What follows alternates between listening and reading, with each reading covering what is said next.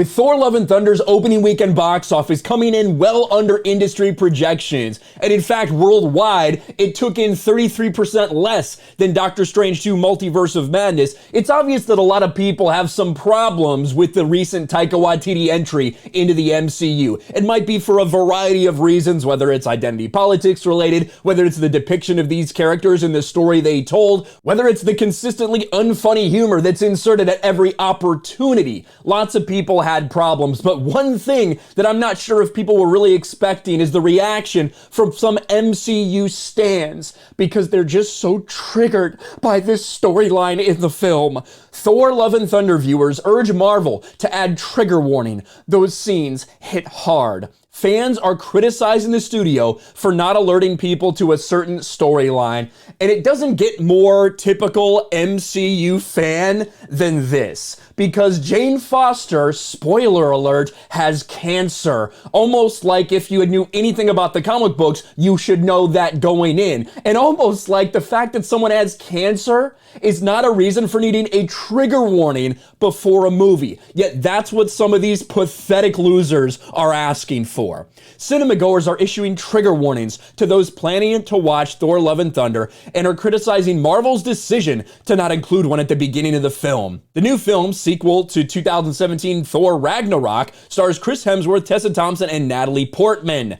In the film, Jane is revealed to have stage 4 cancer, and in one scene is shown having chemotherapy treatment. And again, some people are not happy about this. Thor 4 fans demand a trigger warning for graphic scene get called stupid, as they should. No spoilers, but Thor Love and Thunder should have a trigger warning for graphic depiction of cancer. And the fact that we didn't know going in is atrocious. That it does not get much more bitch made than that. I'm just gonna be real. I'm just gonna be honest. Cancer, we need trigger warnings for cancer now. Keep in mind, this is the same exact franchise that had Peter Quill's mom die of brain cancer. And then we later found out in Guardians 2 is actually given to her intentionally by Ego. Like, this was a well-known major plot thread. We saw her in a bed. We saw her pass away, like all this stuff. It's already been part of the MCU. Yet these losers, these fucking pussies, are asking for a trigger warning because of cancer. Another person chimed in, people's reaction to the suggestion of trigger warning for Thor truly makes me realize how cold, disgusting, and cruel humans can be. People deserve to know what emotions they want to feel when going to potentially have a good time at the movies.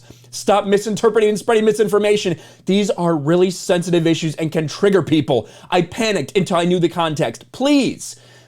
If you're going to add a trigger warning for this, what aren't you going to add a trigger warning for? Maybe someone had a bad experience at a grocery store. So, do they need to add a trigger warning for grocery store interactions? Maybe someone was in a car accident. Do they need to add a trigger warning for car accident victims? I'm obviously being hyperbolic, but there's some seriousness to this. If this is the level that you're going to, asking for trigger warnings, then what wouldn't need a trigger warning? And how fucking weak are you that you can't handle it? And some people, a lot of people I should say, did fire back against this because it's laughable. However, there were many other fans who are slamming the other movie watchers for asking Marvel to provide a warning, calling them stupid.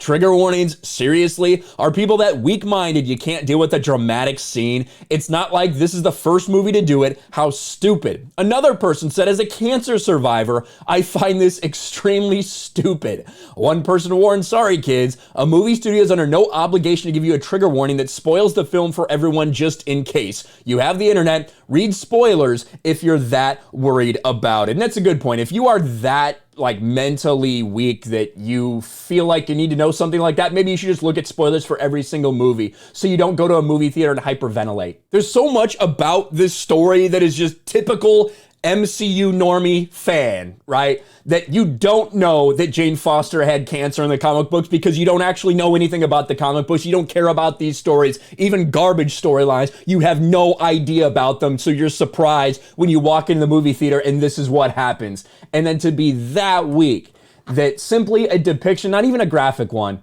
just of someone having cancer and getting a cancer diagnosis and sitting there, like getting their chemotherapy treatment, that is enough to ruin your world. Pathetic, but typical MCU fans. Let me know your thoughts in the comments below. Smash a like button, subscribe to the channel, ring the bell for notifications, share this video out there, and I'll talk to you later.